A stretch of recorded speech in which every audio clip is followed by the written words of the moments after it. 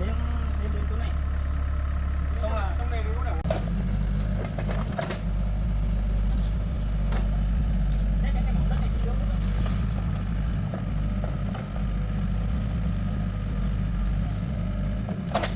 Đây cũng có một cái tầm này nhá. Vâng. Cái mỏng đất nó ra luôn.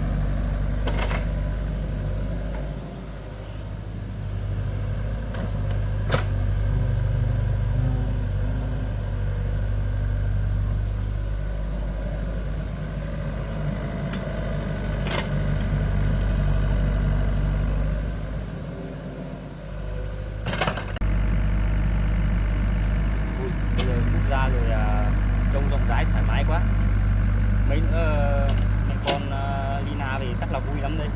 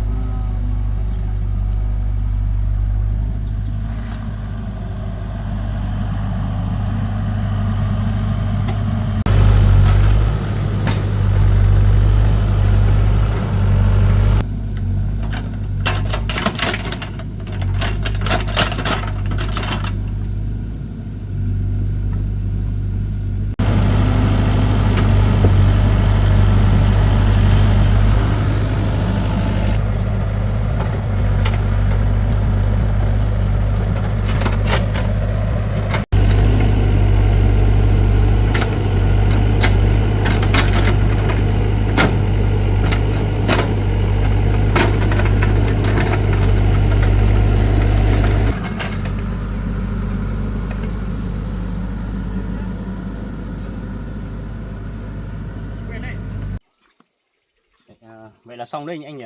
Ừ, xong rồi. Vâng, thôi cảm ơn anh nhé. Thế của em hết bao nhiêu nhỉ? Hết 1 triệu em. Vâng, em gửi luôn.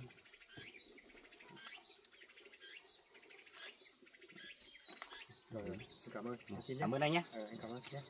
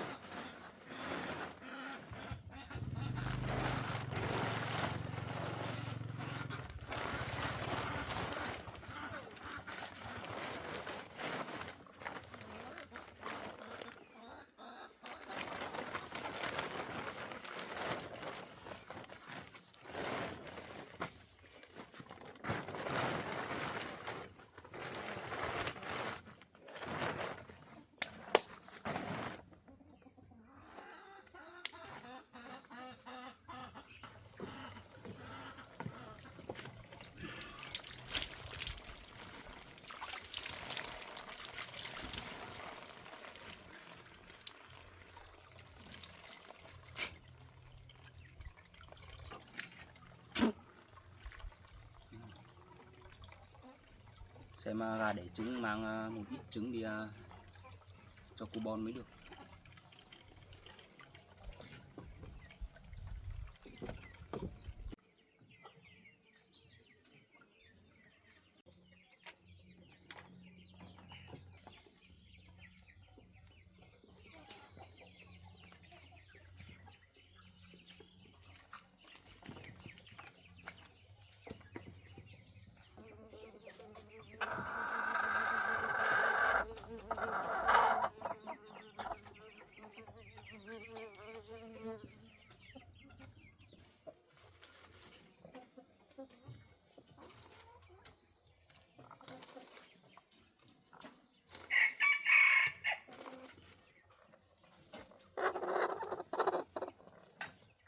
Nhiều quá, ấp không che được hết đâu.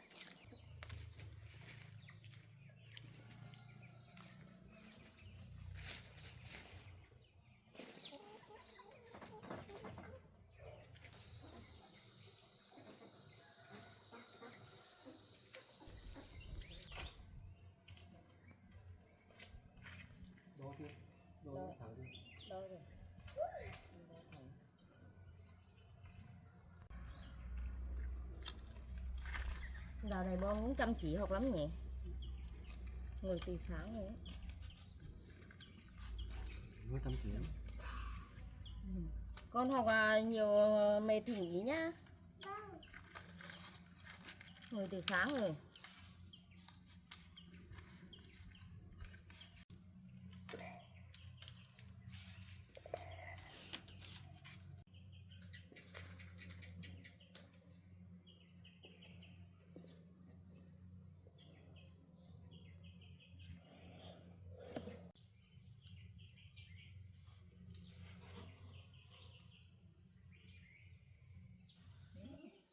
Con học đi nhá. Chăm chỉ lắm rồi. Để ba thì phải ngoan. Cháu chào hai bác ạ. Con chào bố. Rồi Bon đang học bài à?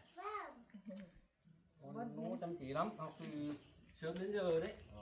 Cái nào nó viết chữ đẹp lắm này. Đang tập tôi. Con này chăm chỉ lắm. Hôm nay viết được mấy trang rồi? Được. Bố xem nào. Được 2 trang rồi, 1, 2 trang rồi đấy. Đấy, cố gắng ở nhà thì 3, 4, 5, 6, 7, 8, 9, 10, 11, 10. đấy, ở với ông bà thì chăm chỉ học nhá. Vâng. Ngoan lắm. Ông nào cũng cho Viết nào, viết cho bố xem nào. ngồi viết. Đấy, bố dạo này để trứng nhiều lắm, bố mang một ít trứng đến cho con. Vâng. Xong hôm nay con được ăn trứng nhưng mà con rất là ăn trứng.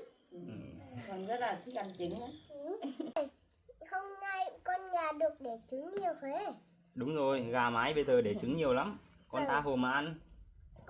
Con nào? Con gà mái ấy, Nhà bái á. bây giờ để trứng nhiều lắm. Ở đâu? Ở nhà mình ấy.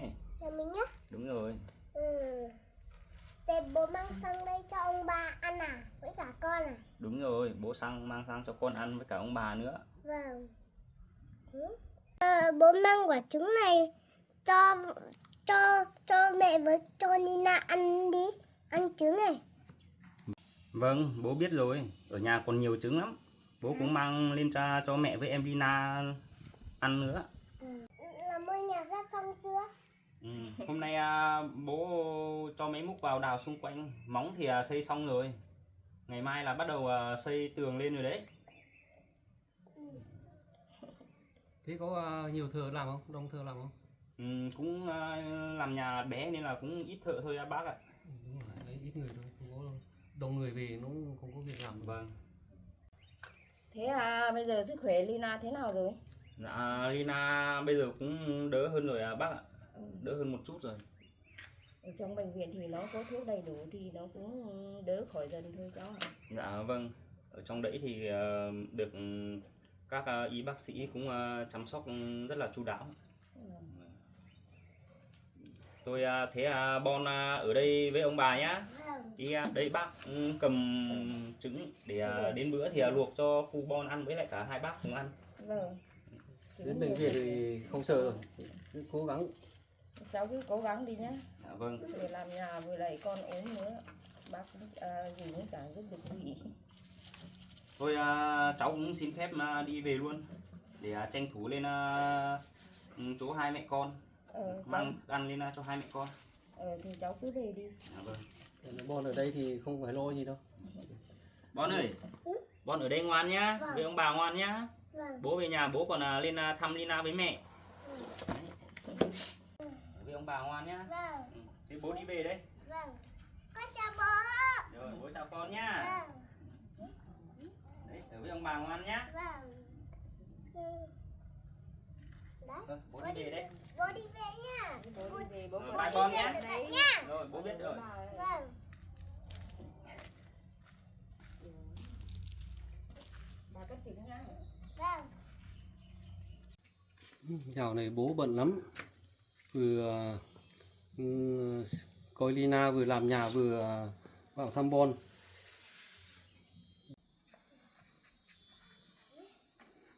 Ông ơi, con nhớ Nina. Nhớ Lina á. Ừ. Để hôm nào bà làm việc xong thì bà đưa con lên với Lina nhá. Vâng. Cũng lâu không gặp Lina rồi. Lina đi bệnh viện đi chữa lâu cũng được hơn tuần rồi đấy. Và bây giờ làm xong rồi mấy hôm nữa ông lên thì ông đưa Bon với bà lên nhỉ, lên thăm Lina với mẹ nhỉ.